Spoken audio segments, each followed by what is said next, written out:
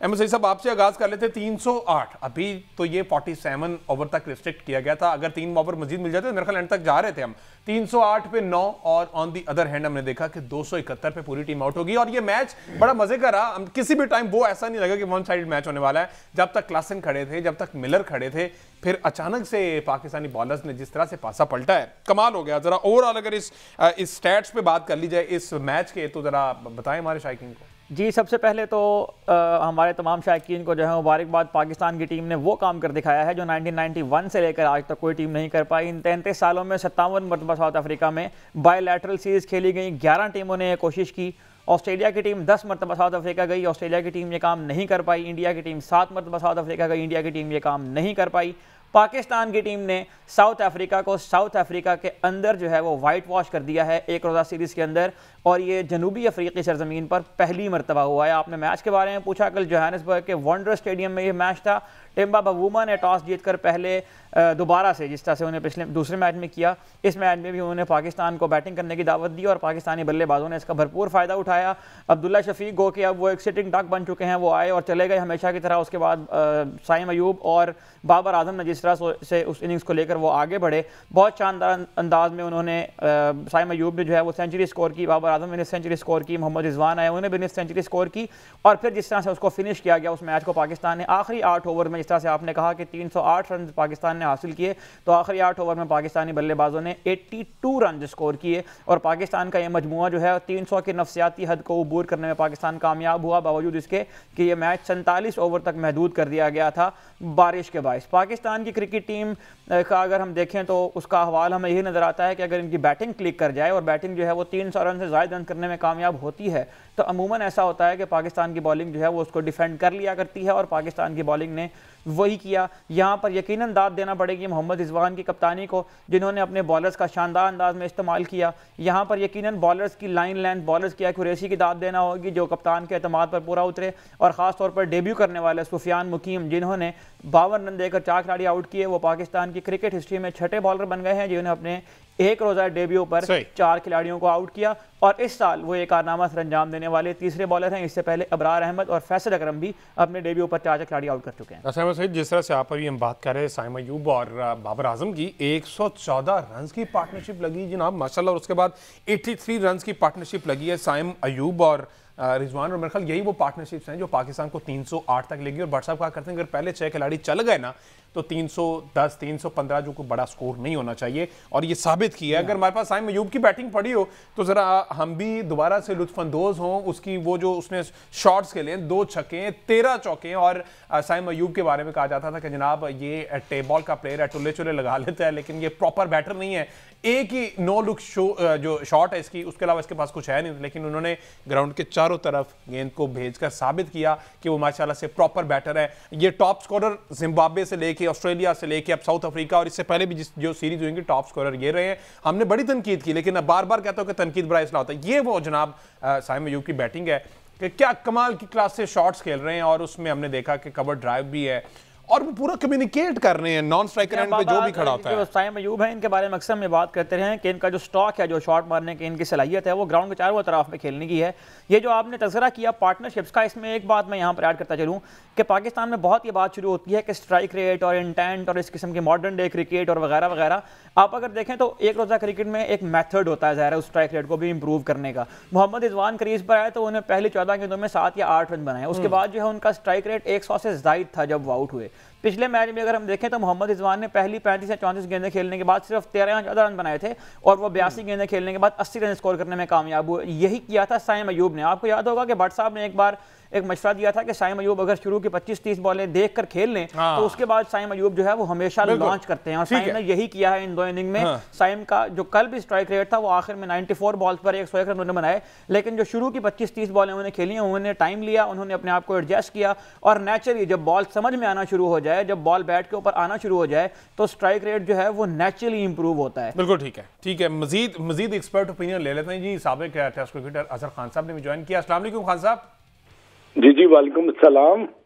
साहब कैसे मिजाज हैं आप? बिल्कुल ठीक है माशाल्लाह से। हमने देखा, बहुत शुक्रिया, बड़ी मेहरबानी, आपने अपने शो में इनवाइट किया। हाँ, और बीइंग क्रिकेटर कितनी खुशी की बात है कि in South Africa against South Africa कोई भी क्रिकेटिंग नेशन ये कारनामा सर अंजाम नहीं दे सका सिवाय पाकिस्तान के हमने देखा कि 3-0 से हमने ये सीरीज अपने नाम की और ये तमाम सहरा जो है वो पूरी टीम को जाता है। टीम कॉम्बिनेशन से, टीम कंट्रीब्यूशन से हम ये जीतने में कामयाब। क्या कहेंगे आप?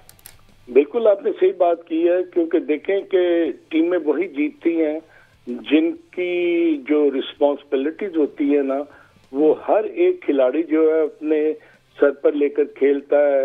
वो अकॉर्डिंग टू द सिचुएशन वो अपने आप को एक्सेल करने की कोशिश करता है। इसमें ऑब्वियसली अब्दुल्ला शफीक की जो परफॉर्मेंस है that has lot to be desired, मगर साइम अयूब ने जिस किस्म की इनिंग्स खेली हैं और उसने इन 3 मैचों में जो 2 सेंचुरीज की हैं, ये उनकी जो महारत है, उनकी जो आप कह लें कि बड़ी ही जवां मर्दी के साथ उन्होंने मुकाबला कर ये जो अचीवमेंट की है, ये एनल्स ऑफ क्रिकेट में बहुत देर तक ये याद की जाएगी। और प्रोबेबली पाकिस्तान की टीम जो है ना, अब साइम अयूब पर बहुत बैंक करना शुरू कर दिया है। नो डाउट के बाबर आजम और मोहम्मद रिजवान की परफॉर्मेंस भी जो है ना, उसको भी आप निगेट नहीं कर सकते। मगर जो मुझे सबसे अच्छी चीज नजर आई ना, वो आपका जो पांचवा, छठा, 7वां, 8वां जो एक फैक्टर था ना, जो कि बहुत ज्यादा स्ट्रगल कर रहा था। ये पहला मौका है कि आपके जो लोअर मिडिल और मिडिल ऑर्डर ने वो परफॉर्म किया, और वो जो रन्स की एक जो भूख थी ना, वो हमें इन खिलाड़ियों में नजर आई। नो डाउट के आपके जितने भी खिलाड़ी हैं, उन्होंने अपनी रिस्पॉन्सिबिलिटी को फील किया, उन्होंने रन्स भी बनाए, उन्होंने अपनी विकेट का दिफा भी किया, और as a matter of fact के रन्स बनाने की जो रफ्तार है ना, उसको भी उन्होंने मेंटेन किया। तो आई थिंक कि ये पाकिस्तान की टीम के लिए बहुत ही खुशाइंद बात है, बहुत ही नेक शगुन है कि पाकिस्तान के जो मिडिल ऑर्डर और लोअर ऑर्डर है वो परफॉर्म कर रहे हैं।